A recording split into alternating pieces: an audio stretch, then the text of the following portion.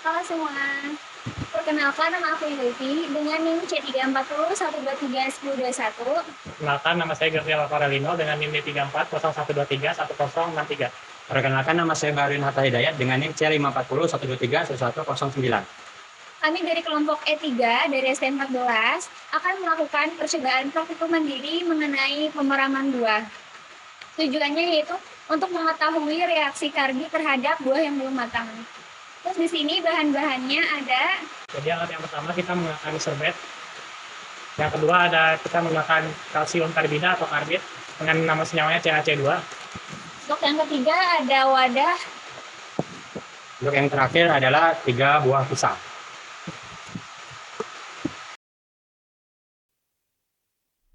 Jadi, kami akan membagi prosedur ke beberapa perlakuan. Untuk perlakuan pertama, siapkan wadah kosong yang kedap udara, lalu siapkan kain lap untuk membungkus karbit.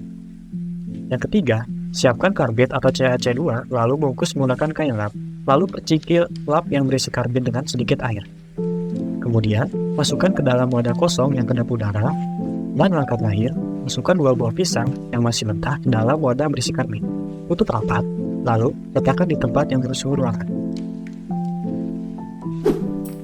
Lalu siapkan pisang yang masih mentah, letakkan di tempat yang tidak terlalu terang dan tidak terlalu gelap dan bersuhu ruangan.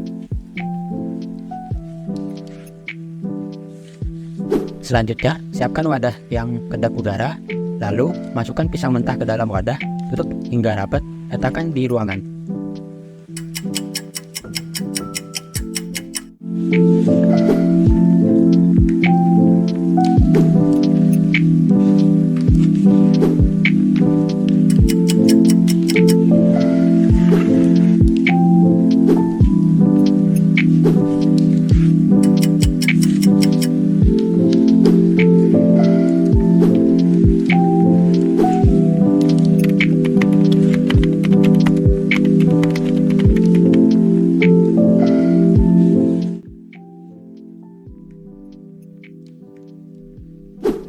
Jadi, terlebih dahulu, apa sih itu pemeraman buah?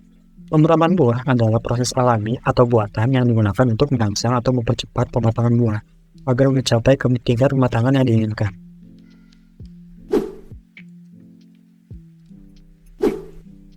Karbit atau kalsium klorida akan bereaksi dengan air untuk merangsang gas etilen, sehingga akan membentuk reaksi sebagai berikut.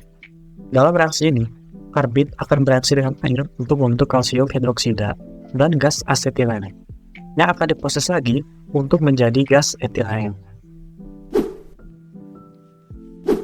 Nah, gas etilen ini adalah hormon alami yang merangsang pematangan buah-buahan.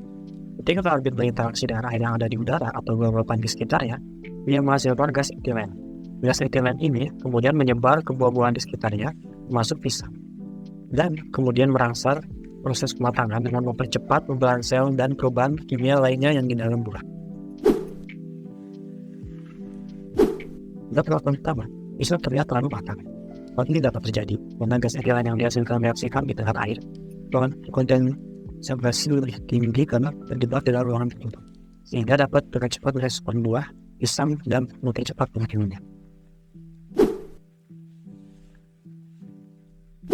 Pada perlakuan 2 di ruangan terbuka, pisang terlihat sedikit lebih mentah dari perlakuan 1. Hal ini terjadi karena dalam proses pematangan, gas etilen lebih cepat terdispersi dan terlarut udara sehingga konsentrasi lebih rendah dan tidak seefektif dalam mempercepatkan pematangan buah pisang.